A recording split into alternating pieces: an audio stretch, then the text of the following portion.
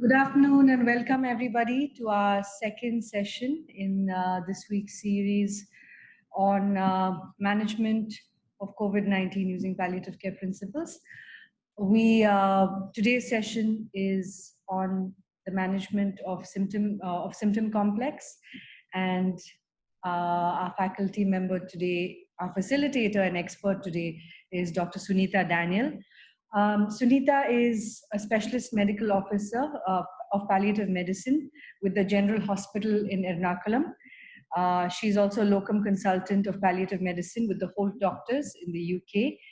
Sunitha has been one of the most pivotal people in the creation of the ebook and the resource toolkit, putting in many hours of hard work and hammering it into the shape that it is today. So we're really glad that Sunitha is here and is facilitating this session with us. Thank you, Sunitha. All yours. Thanks, Vidhi, and thanks PalliMedia for giving me one more opportunity. So before I start, first I would like to show you the resource toolkit. I think we had shared the link yesterday, but I'll quickly go to that with the slide now so you can know what we are talking about.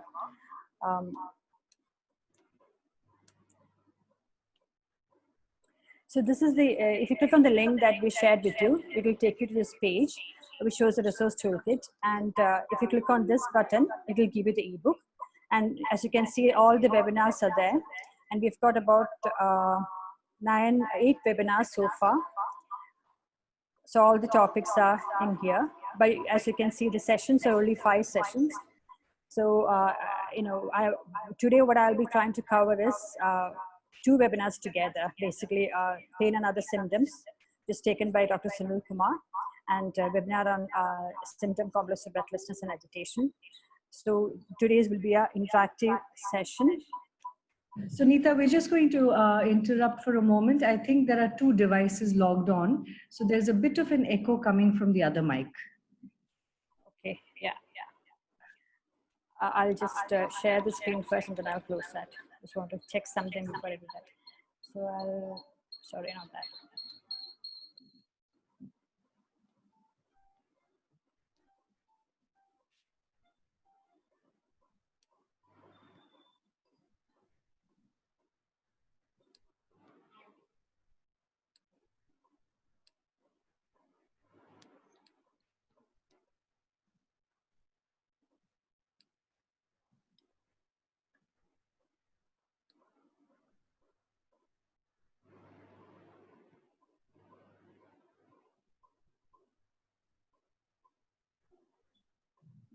Okay. Is the screen visible to everyone now? It is, and your audio is perfect. Thank you. Okay. I was just double checking whether my screen sharing is correct. That's why I logged on to the other device also. So I could see the chat box already. I can see comments coming, introducing yourself. Very good. This is hopefully going to be an interactive session. So please feel free to type in any questions, any doubts as we go through. And also, just let us know that if I have to stop and explain further, I can do that. I was in Dr. Moira's session yesterday, so but I was not actively involved because I was driving. So I realized that there are a lot of people who have already had palliative care experience in this group. Am I right, Smriti? That's right. And do we have people who don't have any palliative care experience at all? Yes, we do. So it's a very diverse group. Okay. So probably some portion of the talk would be a repetition to those who know about the topic. So please bear with us, and we'll try and cover the whole content of the webinar and make it interactive as possible. So coming to the 2 competencies that I'm hoping to cover in this session. So all the competencies was mentioned by Smriti yesterday. By attending this ECHO session, hopefully you'll be able to understand more about the symptoms, common symptoms that a COVID-19 patient presents with, and also to familiarize with the list of essential medications for palliative care. And the learning objectives that what I'm trying to cover today is, I will be targeting mainly on breathlessness and agitation, the symptom complex of breathlessness and agitation. I'll be mentioning briefly about pain and fever. But the whole idea is to get yourself familiarized with the algorithms. So I think few of you have already opened the ebook and you've seen it. I'll be mentioning the page numbers, the algorithm that I'm covering today, and hopefully in the next sessions also the speakers will be covering the particular algorithms for their topic. And if you haven't downloaded the ebook yet, please do so. And also I would like to tell you about the PalliCare app. Again, it's a very useful app for symptom control and palliative care settings, for general settings. So again, if you haven't used that yet, please feel free to download that. Coming back to our patient. So hope you remember our patient, Ramesh. And so I think last when we left him, we know his background, his comorbidities. We know that his family, one of his sons has come over from abroad, and they're worried about what's going to happen to him. I think we left Ramesh at that point. So moving on, Suresh, Ramesh's son, calls the COVID-19 helpline and says that his father has symptoms of sore throat and dry cough. Now, at the advice of the medical officer, it was decided to move the gentleman to the nearest COVID treatment center. As soon as they reached the center, a swab was sent for testing, and the result has come back as positive for the SARS-CoV-2 virus. So Ramesh is clearly very, very anxious. I think he probably was expecting this because his family members and the neighbors kept on telling to him, as we understand from yesterday. So he's clearly anxious, he's unsettled. He keeps asking to see his family. Will I ever see them again? So I would like to stop here, and I would like you to think about what are the issues that are concerning him and his family. So you need to think about what we discussed about Ramesh yesterday and what will be going through Ramesh's mind and the family's mind. And please feel free to put in the chat box.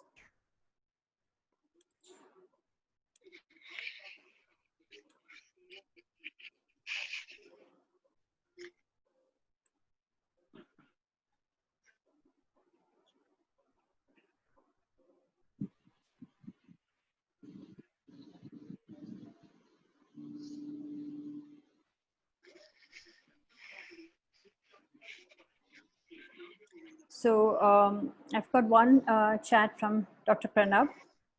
How to symptom control asymptomatic COVID patient, basically asymptomatic phase. Okay, Dr. Rajam has put in anxiety, scared, whole world is collapsed. Absolutely right. So one thing that he was worried about has happened to him. You can say the worst nightmare.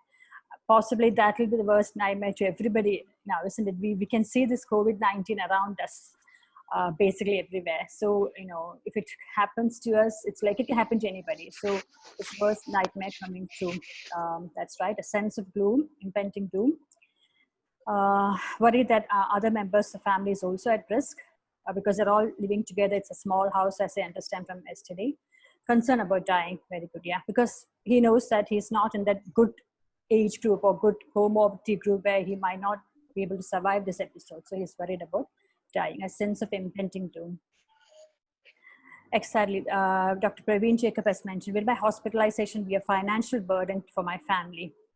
Very, very true. Considering all the news that we're hearing in the, in the news about private hospitals charging very high amount to treat COVID patients. So financial burden would be on their mind. Anxiety, being alone. Worried about his age, he might not come out of this, spending things in his life. Yeah. Fear of contagion, very good, yeah. So lots of thoughts are in his mind. And obviously the question that he asked us is, will I ever see them again? That is his main question. So how do you respond to all this? How will you respond to all this? What all can you offer as advice?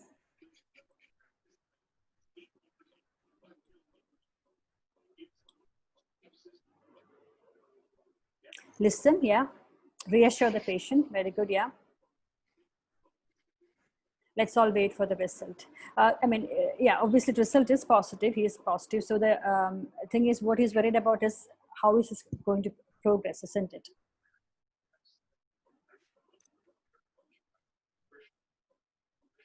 So the main thing that probably he might be thinking about is a communication issue. So we can offer, so he obviously is going to be isolated in the ward, the family won't be able to talk to him or even spend time with him. So we offer alternate ways of communication to help him, video calling, WhatsApp, etc. We can offer that to him, talk to the patient, ask him what is concerning him, calm down, and yeah, from his anxiety, good communication, a positive way, very good. I'm glad to see lots of response coming in, and probably I've asked Dr. Chitra also to, I think she'll also keep an eye on the chat because, there's lots of interaction going on. Thank you very much for that. Dr. Rajani has put in, tell him he will not be alone. Nurses, doctors will help him stay connected to family. Exactly, that's very, very important. And it's a very important point that Dr. Rajani has raised. One of the articles that I read was about how we are actually, we are standing with the family more now because the family, there's no family around. So we are standing with the patient all the time. We are the bridge between the patient and the family. And sometimes we promise the family, the doctors in the front line promise the family that I will hold his hand. I will be there when he dies. And how busy the doctors are. So we'll have to step into the role of the family and sort of reassure the family that we'll be with the patient. Realistic hope and reassurance, that will be the best, and we are together with you in this. Exactly. So we feel for you, we feel for the family, we feel for the patient, and we'll be with him. We will not let him die alone. I think that's the most important thing. Is he going to die alone? So we can promise the family saying that we're not going to let him die alone. Okay, very good. So moving on. So on day 2 of his admission, he has his symptoms. Now his condition worsens. He's got high fever now.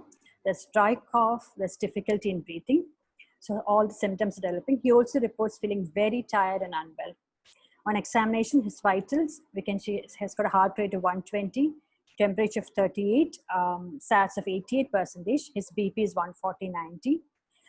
It's been decided that clinical team makes a judgment based on whatever we discussed yesterday. So his performance status, his comorbidities, we scored him, we made a goals of care discussion, and we feel that probably transfer to a critical care facility is not recommended and want to focus on an excellent symptom control. Now the medical office is worried how we are going to inform him and his family. And the son has been calling and saying, please do everything for my father. So how will you handle this situation? So if you're a medical officer looking after Ramesh, how are you going to handle this situation?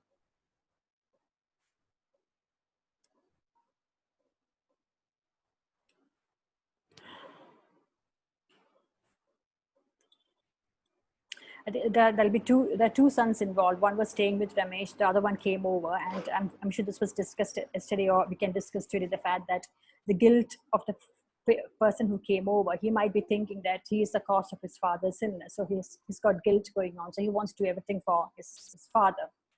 So how do you deal with that? What all can you do about that?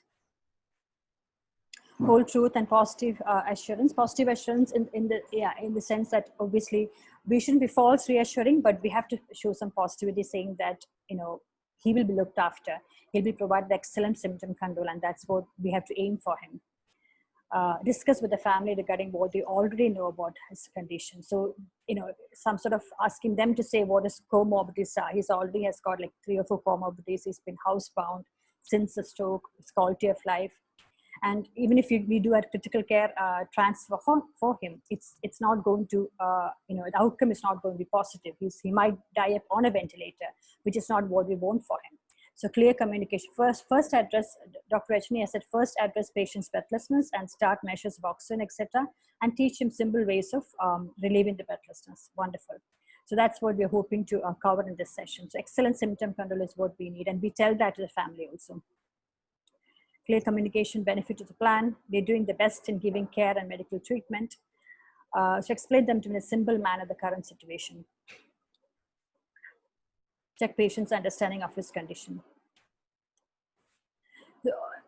Again, all these communications are a vital thing, and I think sadly, there are a few cases again coming from our country about bystanders, which I've read in the newspapers about bystanders going against going for a court case against the hospital because they felt that he was not treated properly.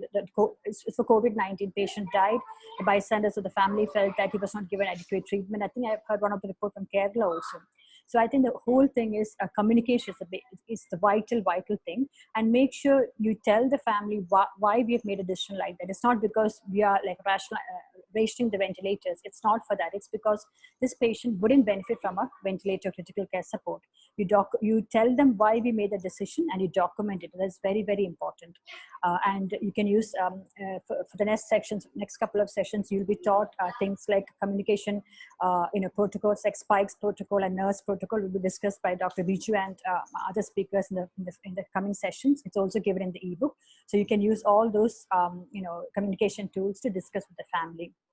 And try to work as a team, and you consider psychosocial support for the family in addition to the clinical team, because it's very, very important that it's all come as a shock to them, and things happen pretty quickly.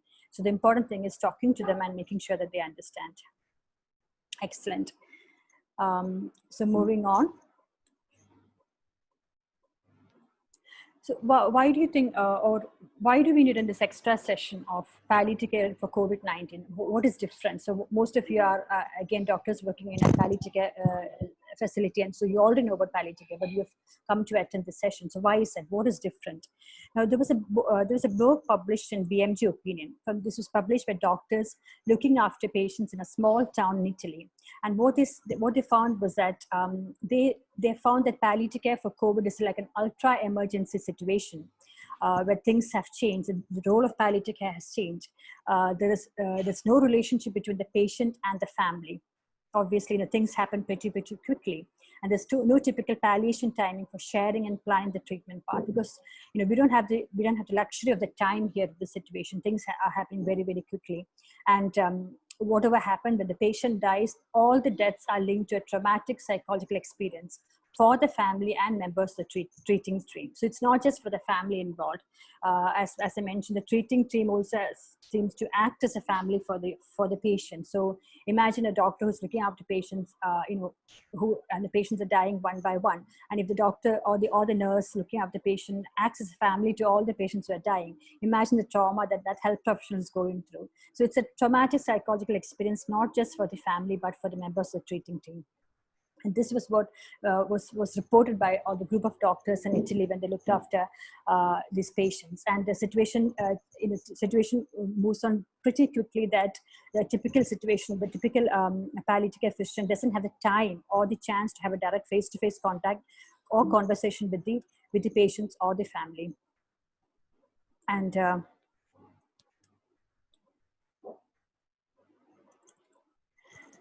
and what are the typical features? So that's the importance of why the specialty is more important in this scenario than all the other scenarios. Now, briefly mentioning about this, the clinical features, and I'm sure you must have heard about all these. Usually, the least serious ones are usually subclinical ones, where there are patients that you can see asymptomatic. The patients have got virus, but there's no symptoms. Then a few patients, or most patients, usually present with the upper respiratory tract infection. There's fever, cough, mild symptoms like headache, and obviously they are able to transmit the virus, so they are symptomatic patients. And they also develop this flu-like symptoms, which keep the patient or people off the work, and they present to hospital. Now, once there is a severe illness phase, the features is of pneumonia, and that pneumonia usually has a symptom complex of breathlessness and agitation. So hypoxia is a very, very important feature. Some patients are actually asymptomatic, but they are hypoxic, and then they go on to become very, very agitated. Now, the good thing to remember is 80% of patients still have mild illness. 14% have got severe illness, and 5% will present with critical illness. So most of the patients who get the illness do survive, but we do have this 5% of people who end up having critical illness. Now, once there is the end of life, what has been described is that whatever symptom they have, there's an increase in intensity of all the symptoms. So you have high breathlessness, or it's reported as air hunger. They have high distress. They have high delirium and agitation. There's high fever. And all this happens, risk of cessation of life occurs over a number of hours. So all this happens pretty, pretty quickly, and end of life care is very, very short. It happens over a short number of hours.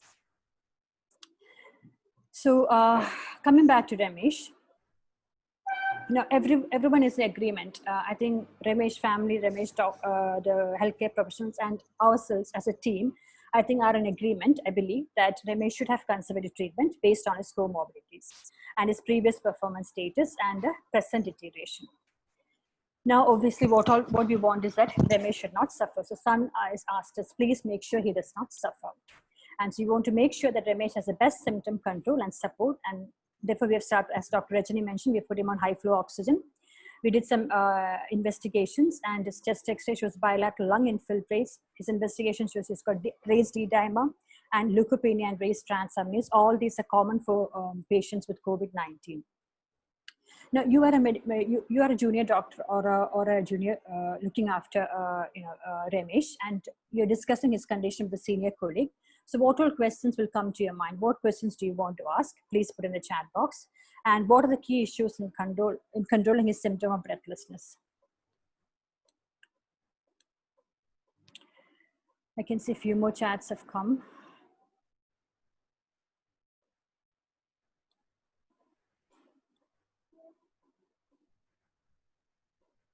So from previous chats, there are, we can give him, giving his care and medical treatment best and explain in a simple manner the current clinical situation, check patient's understanding of his condition, document how the patient would like to be treated if patient can communicate, explain about the treatment plan, improve the quality of life.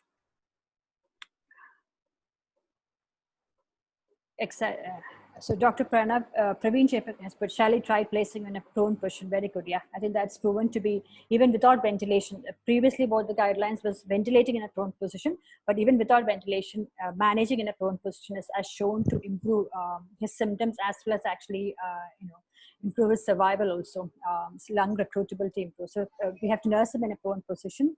Is it a possibility of PE? Very good. While continuing with oxygen, there's a role of anticoagulation. Next, sadly, PE, now people are, again, new evidence are coming about the fact that actually they're dying not just because of pneumonia, there is an element of thrombosis also. So that is because of pulmonary embolism. So definitely, we should probably put him on a treatment dose of anticoagulation. Management of breathlessness if present. Nutrition and immunity boosting, okay. So role of providing comfort to the patient, role of palliative care, empathy and compassion. So when you think about breathlessness management as a palliative care physician or a palliative care perspective, so what do you do for breathlessness management? What all medications are you familiar with?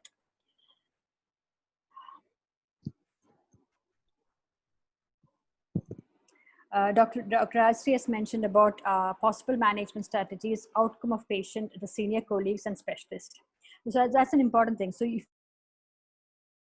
you have to make sure that whatever decisions you have taken is the correct one, and get in all the specialists involved, discuss with the critical care whether you've made the right decision, then any other management strategies you can use. Availability of medicines is also very, very important. So how do you manage this breathlessness? What are the symptom management that you can use for?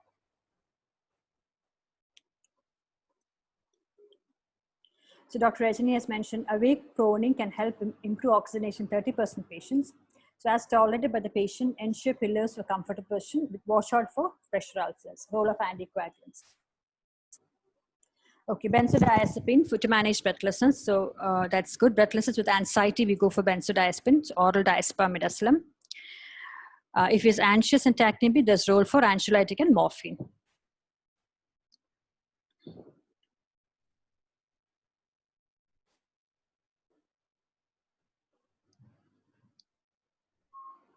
Adding palliative care principles to exiting management strategies to effect in better symptom control. Good. So I think as a group, we seem to have covered all the points which are in the slides. So we have mentioned morphine, we have mentioned anxiolytic, we have mentioned prone position, we have mentioned oxygen, we have mentioned anticoagulants. Again, nebulization. So we'll discuss about that. Palliative care principles to existing management strategies.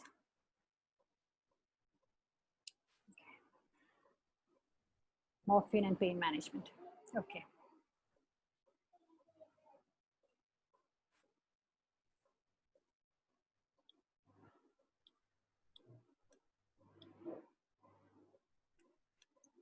So again, what is special about the breathlessness of COVID-19? So, just like we were discussing, it's a complex pathophysiology. It could be a severe pneumonia, There is a hyperinflammatory stage involved. There's a cytokine storm is there.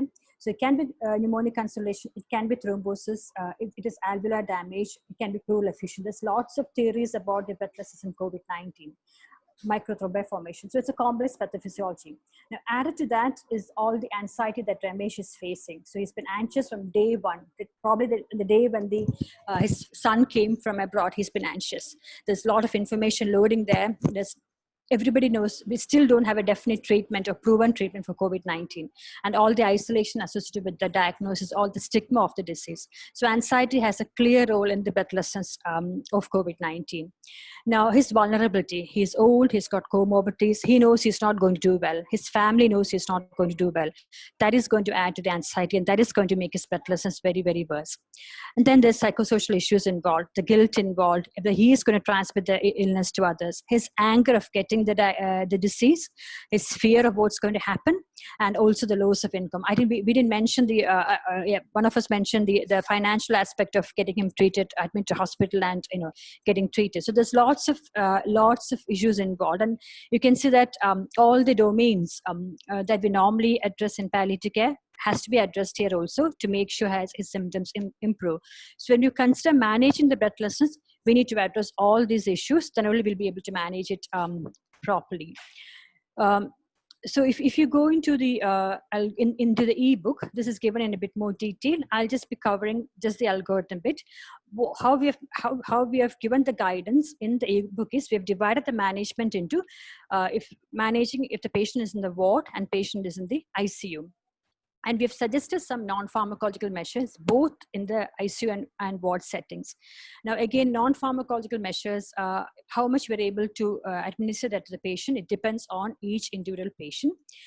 We know that there's a lot of role for non-pharmacological management in breathlessness and palliative care. But there are lots of exercises that we can teach the patient, like a few like relaxed tummy breathing, breathe a rectangle, recovery breathing, calming hand technique, mainly for the panic attacks. But again, how much the patient is trained to do that, how much we're able to teach the patient, again, depends on the clinical scenario. But other things that we can do is positioning. So Dr. Rajni has mentioned in the chat some for positions that you can use. You should nurse the patient, or you should advise the patient to sit in a position that gives a maximum comfort. So you could do things like sitting upright or legs uncrossed, or let the shoulders droop, or keep the head up, lean forward. Manage in prone position that was mentioned before to improve the lung recruitability. Relaxation techniques, it can be taught by respiratory physiotherapists if they're available, if you have the service available, or nurse practitioners who's trained to do so. Now, these probably can be done for mild breathlessness when the patient is well enough to do that. Oxygen has a role to improve, and the other thing that we could try is cooling the face with a cold flannel or a cold cloth. Now, other important non-pharmacological technique that we normally use is the handheld fans. Now, in this COVID scenario, handheld fans as well as nebulizers are usually not advised because it's a risk of, aerosol generating procedure. So that's why we use inhalers rather than nebulizers. Now, the advice that some countries give is that, like, if the patient is having end of life or breathlessness at their home, where you're managed by the family, or you're being at home, there's no risk of the healthcare professional being affected by the aerosol generated by nebulizers, and probably you advise them to continue if they're using it. But in hospital settings, if there's a risk of aerosol generating, we advise them not to do nebulizers. So various cooling techniques like cooling the room or face with a cold flannel or cloth can be used. So these are some of the non-pharmacological techniques, and this can be used both in the ward and ICU setting. Now, I'm sure I'm really sorry this is not very clear, but it's in the ebook. It's in page 14 of the ebook, and this is the algorithm. That's the first algorithm in the ebook, where, as I told you, we have divided them to patient in ICU and patient in ward. Now, the first two boxes are the non-pharmacological methods that I have described. Now, for pharmacological management, the suggested medication that first line that we use for breathlessness and palliative care is morphine. So opioids have a role in proven benefit in breathlessness in palliative care. Now, we have given different dosages and different medications depending on whether the patient has got mild to moderate respiratory distress and severe significant respiratory distress. So the suggested doses, again, you can check the ebook. What we have suggested is morphine. We can give it either subcutaneously, or if oral morphine is available, we can give it as oral morphine. Now, for ICU settings, we have given the dosage of subcutaneous, as plus we have given option of fentanyl, because some hospitals or some ICUs prefer fentanyl, or they're more comfortable with fentanyl. So we've given a dosage of fentanyl for ICU settings. Now, if there is associated anxiety or distress, we have to add a benzodiazepine. And for this, we have suggested midazolam or lorazepam. So midazolam can be given subcutaneously or IV, again, frequent doses, every 4 hourly, or lorazepam can be given 8 hourly, sublingually. Lorazepam is given either sublingually or per orally, and that is the benzodiazepine that we have suggested. Now, as we all know, this is a continuous symptom, because bolus or short-acting doses might not work. But every scenarios, every hospitals won't have the equipment to provide a continuous infusion. Now, if there is an equipment to provide a continuous infusion, always go for a continuous dosage of subcut morphine, and the dosage we have suggested is 15 milligram or fentanyl 100 microgram over 24 hours as a continuous infusion, and you can add midazolam to the infusion 10 to 30 milligram over 24 hours. So that's how we try and get a control of the symptoms, and it has to be a continuous infusion if the symptom is ongoing. For significant distress at the end of life, or if respiratory rate more than 30, the patient is clearly dying, we need to use higher doses. So again, we have suggested higher doses for the bolus. We've given 5 milligrams subcut or 2.5 IV. And also the infusion, we have indicated to start the infusion at 30 milligram over 24 hours. Now, all the dosage should be tailored to the patient. So it's not, you can start with a lower dose and titrate it up. The only reason we have suggested that you could use higher doses mainly because it will increase the confidence of the, if people haven't been using morphine for breathlessness in the past, it's a guidance that you can use higher doses. And also, as I mentioned before, we don't have much time left. The patient do deteriorate pretty quickly. So we don't have the time to alter the doses and increase the dose accordingly upon response. But if you feel the patient is not much symptomatic, you can always start as a lower dose and titrate it. Now, fentanyl, if the renal functions are abnormal or the patient's elderly, you can either go for a lower dose of morphine, or if fentanyl is available, go for fentanyl, because that is safer in renal failure. Okay, so we'll move on to how Ramesh is doing. So Ramesh has been started on some infusion. He's been started on some morphine, and his breathlessness seemed to have settled. But then the staff has noticed that he's becoming more agitated. He's mumbling incoherently and trying to remove his mask. The nurse is looking after him, and the nurse feels that he's frightened. So what do you think is happening now? What do you feel is the cause of the symptoms now? And how will you assess and manage this new problem? I'm going to come back to the chat. I think I've missed a few chats. So you please, you can type in. So what do you feel is happening now to Ramesh? And what is the cause of his symptoms now?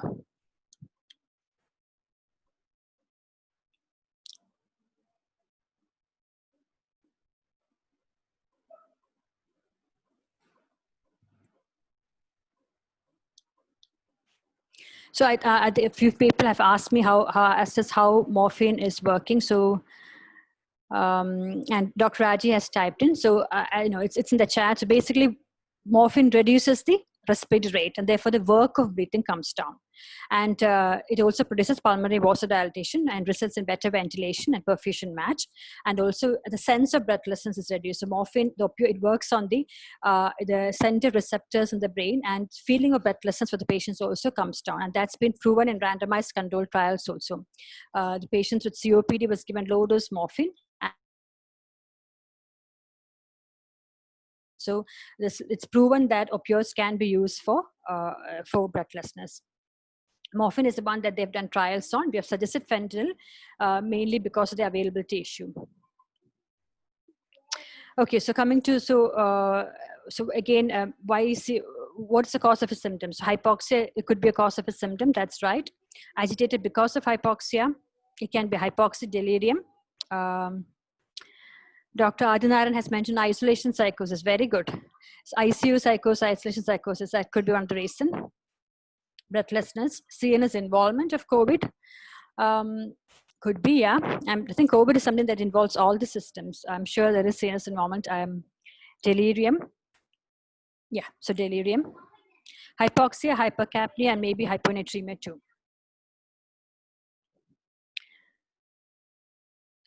So yeah, Ramesh is definitely behaving as if he's going into his delirious stage or agitation stage.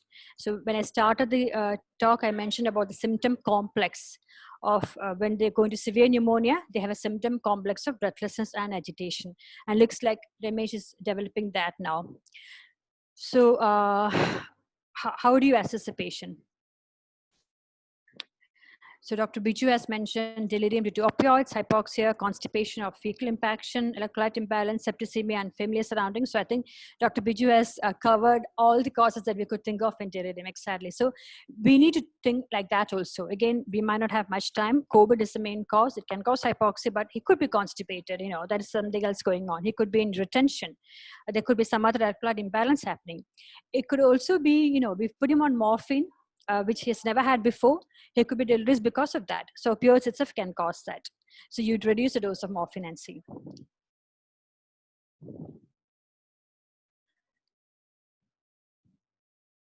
Now, this is a chat that I got from one of the COVID-19 palliative care providers Facebook group. So they are just for palliative care and COVID-19, and there's been report of like horrendous delirium coming from patients with COVID. And what they've said is nothing seems to be touching it. It's not like the typical delirium that we managed in the past. You know, and it's so bad that what they mentioned, the patient needs to be sedated. And one of the comments that has come up is that there's a mixed bag of hypo and hyperactive delirium. They've said that this extensive medical workup has done. There's no other reversible causes and attribute to just COVID encephalopathy. So they've brought a new term of COVID encephalopathy. And but they did my only success happened last week, where aggressive bowel regimen and getting hearing aids and ensuring they worked, having a translator available. All these things seem to work in some patient, and the patient was discharged from acute rehab. But delirium has been reported, and it's very, very bad. And sometimes nothing seems to be working for the patient. No, haloperidol or benzodiazepines, and nothing seems to be working for the patient. Now, this has come out quite recently. This poster was developed by the British Geriatric Society, and this is actually an atypical presentation of COVID-19 patients in older people. So what they've said is the entire poster is about how do you manage elderly patients. They've mentioned the frailty score there, the special consideration for such patients, the treatment escalation plan. But the main thing that I want to mention is in the first one, how does the older adult present? And what they've said is watch out for delirium, false syncope, anorexia, fatigue, GI symptoms, but actually less likely to present with cough or dyspnea or temperature. So again, atypical presentation of COVID-19 is also coming in elderly. So we need to watch out for that also. They probably wouldn't even have respiratory symptoms, but they're coming out as COVID-19 positive. So delirium is mentioned, it's very, very common. So again, imagine, so suppose this is Ramesh, coming back to Ramesh scenario, and he's getting admitted. He initially was anxious, he was a bit agitated at home, he's a bit anxious, he's come to hospital, and there are some contributing factors. First thing he asked was, am I going to see my family again? So the anxiety is there. He's worried about what's in store for him. His breathlessness is there. So, and then there are 2 points where we can actually interfere. So initial point, when Ramesh has got worsening dyspnea and he's hypoxic, he's restless and anxious, but at that point he's oriented. And then further on, hypoxia worsens, his delirium worsens, and he becomes disoriented. So there are 2 points where we can interfere or we can manage, and the 2 points are described in our algorithm in 2 different branches. So if you put as a patient who's got agitated, but he is oriented, and is agitated and disoriented, and management or the first line treatment for both this is different.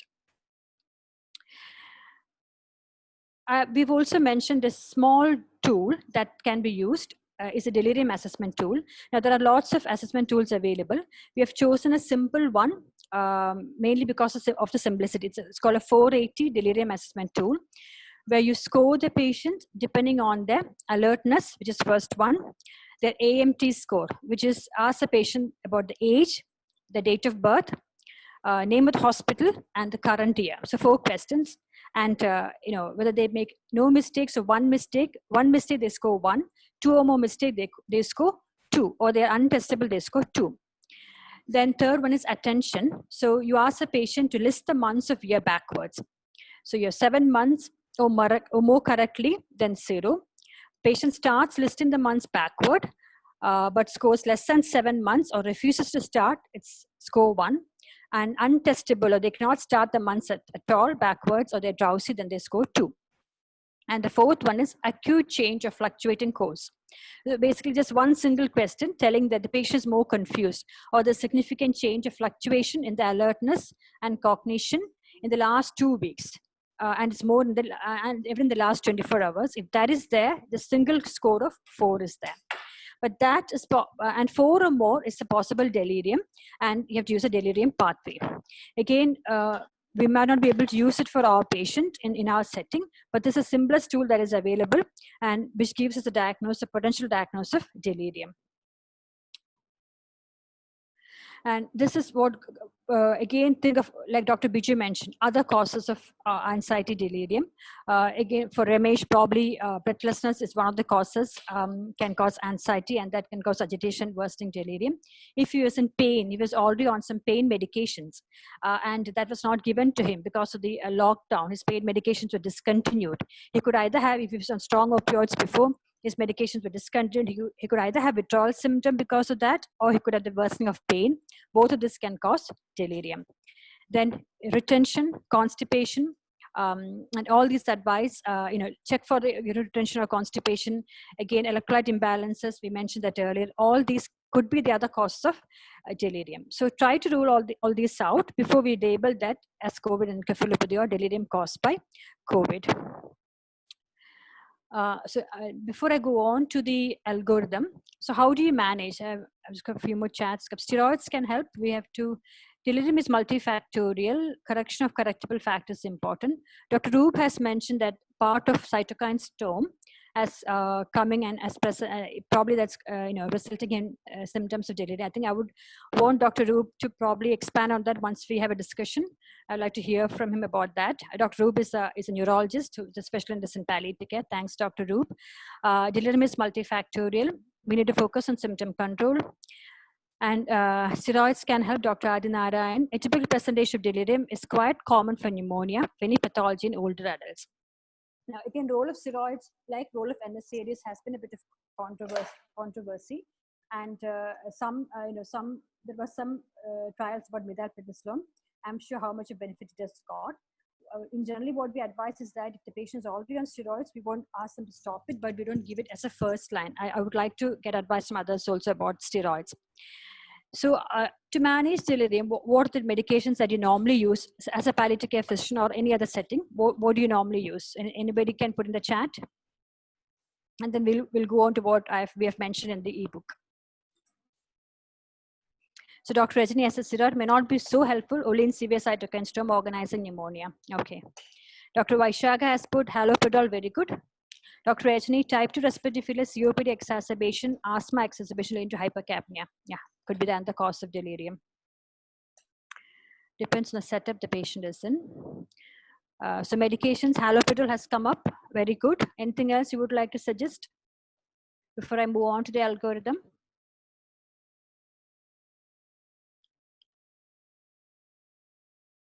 Okay, yeah. So Dr. Rajani is mentioning about type 2 respiratory failure, COPD, exacerbation, asthma, steroids role. Indication steroids in COVID-19. She has put it, it's in type 2 respiratory failure, COPD, exacerbation, we can give steroids, not just for COVID-19 alone. Thanks, Dr. Rajani. Dexmet to midazolam to haloperidol. Dr. Sanjeev has put midazolam. Okay, so I've got the 2 drugs that I was looking for. So we'll keep it simple in our algorithm. So we have just mentioned, again, divided into 2.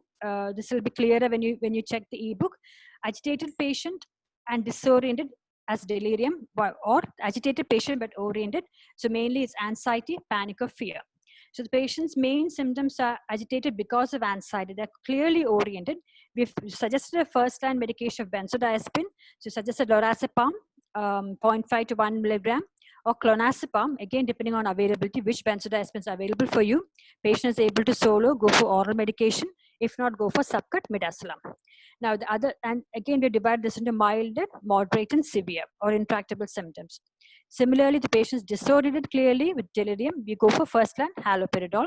We are given a very minimum dose of 1 milligram or 1.5 milligram. Dose can be repeated every hour up to a dose of 5 milligram, or injection. So oral and injection can be given. Now, in moderate symptoms, if agitation persists despite these above measures, then we add on a benzodiazepine. So in case of just anxiety, if the moderate symptoms are persisting, then we add haloperidol to that. In case of when we add first line haloperidol and the moderate symptoms are persisting, we add the benzodiazepine to that. Again, just like I mentioned in breathlessness, if an option of continuous infusion is available, please go for a continuous infusion of subcut infusion. And the advantage to remember, the thing to remember is you can give combination of drugs as continuous infusion. So a typical patient, a typical end of life patient suffering from severe intractable breathlessness and delirium will or can receive a continuous infusion of morphine, midazolam, and haloperidol in a single syringe pump, and the dose can be adjusted according to the needs and can be given over 24 hours. And ideally, again, if the facility is available, please start that immediately, because all the boluses doses will last for a few hours and the patient's symptoms comes back again. Now, one other thing is it will save the healthcare professional to go into the patient's room so many times to give the bolus infusion. So if there's a continuous infusion available, and there were reports about how they even syringe pump in UK and all, but it's a continuous infusion very commonly used. What they normally do is they leave the pump outside the room and connection inside, so that even to change the pump, the healthcare professional doesn't have to go into room so many times to prevent the risk of exposure. So always, if the options for continuous infusions are available, go for that. And all these medications, they mix together so they can give us a continuous infusion. Anything in the chat? So yeah. So Dr. Rajani has mentioned cytokine storm, ferritin more than 1000 CRP high, interleukin 6 normal, or organized pneumonia or COPD exacerbation only indication for steroids as a lengthen the period of viral shedding and positivity. So it's very, very useful to know. Thanks, Dr. Rajani. So that's the only indication for steroid.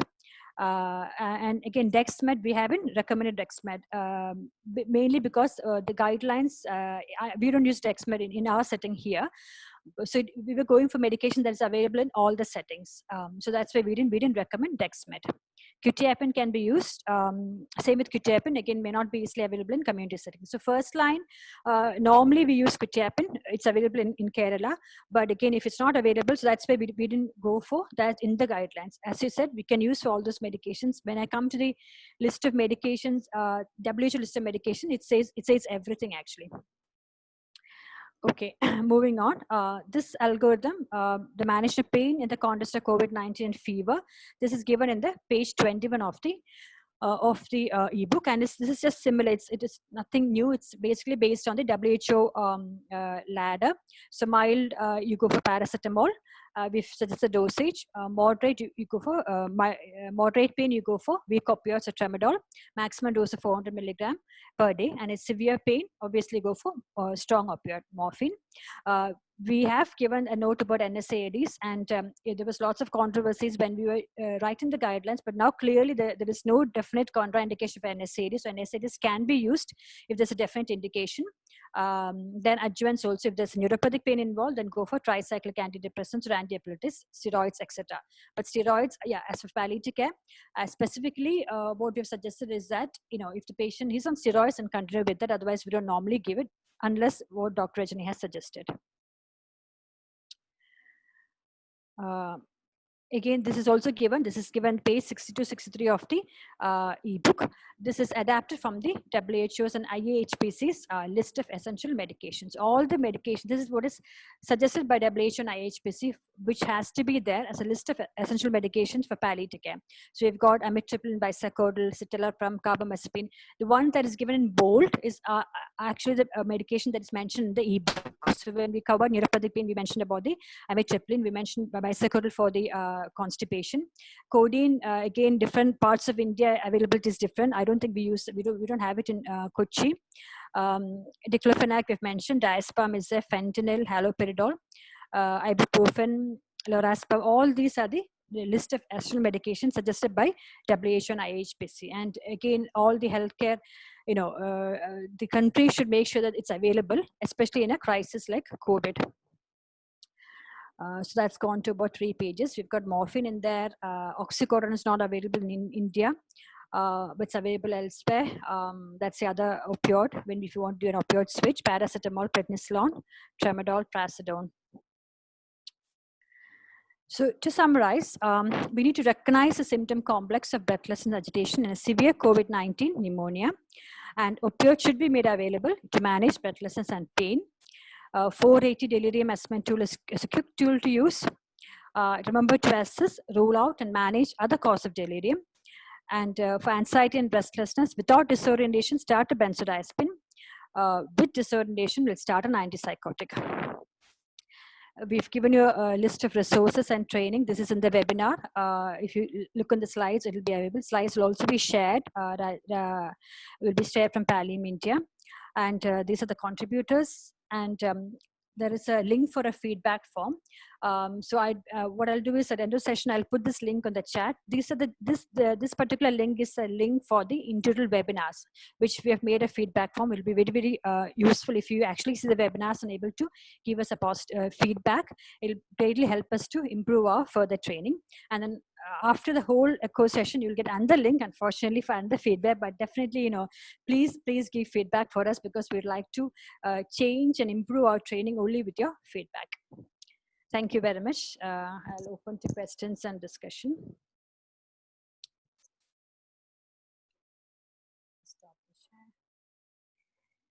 I think before I move on, Dr. Roop, would you want to contribute about the cytokine storm? And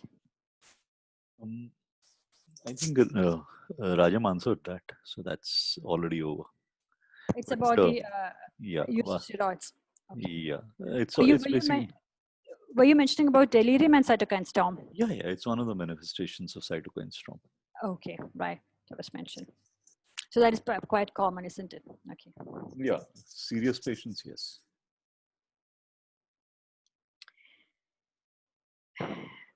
Any other comments or questions from yesterday? Are you all in the same page with us, saying that Ramesh probably shouldn't go to the critical care, or should have symptom control? Anybody else thinks differently?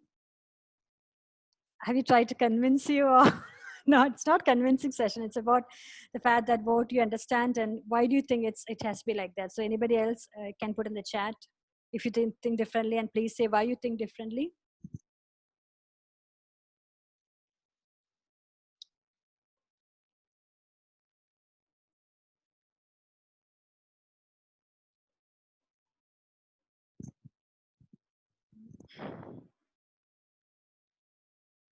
We do have other expert faculty here with us. So Dr. Roop will be leading some of the sessions hopefully in the future. Dr. Rajni will be leading, Dr. Rajam will be leading.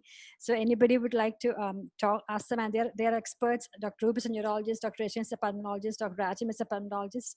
So you can ask questions to them also. They're all available. Dr. Chitra is there. She's a psychiatrist and a palliative care physician. Dr. Chitra, you would like to say something?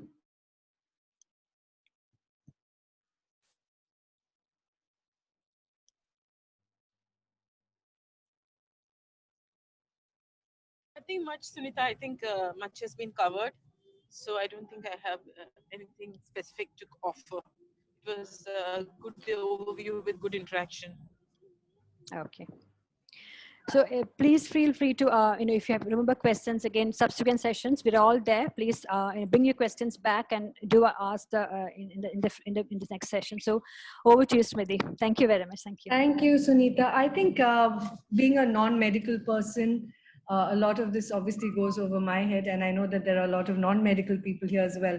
But I think always it's very interesting for us to also learn that something like delirium can be caused by unfamiliar surroundings.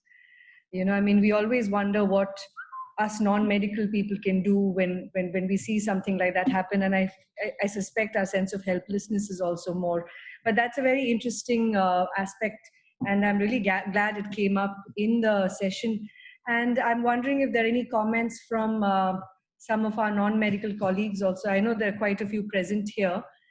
Can I invite any of you to say something? Or Rajni, would you like to add anything further to the discussion?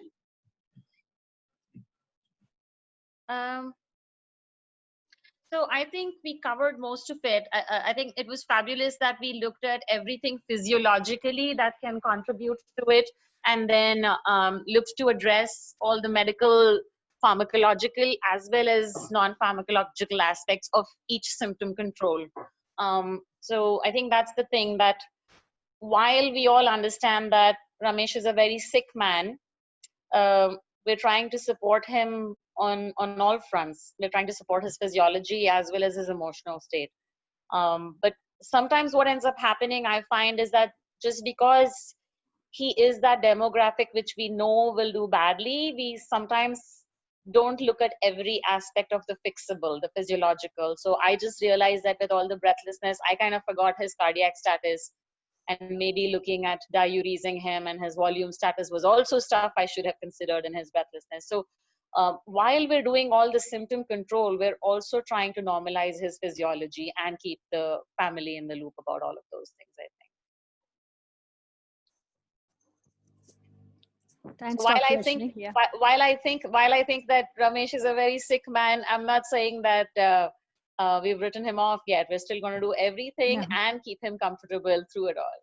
Yeah, and probably Ramesh, even though our Ramesh is not having, but there are people who are discharged from hospice to home after COVID-19 infection. So you can never say. You can do all these things, and you can it's just the right thing to do. To not, I think we're absolutely right in saying that he doesn't need to go to a critical care setting or need anything invasive, but at the same time, all the other physiological measures to normalize his body should continue.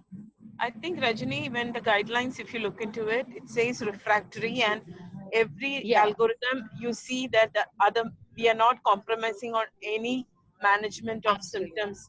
So that goes without say. We are just focusing on the palliative care aspect. So saying this doesn't mean that we are going to compromise on whatever would,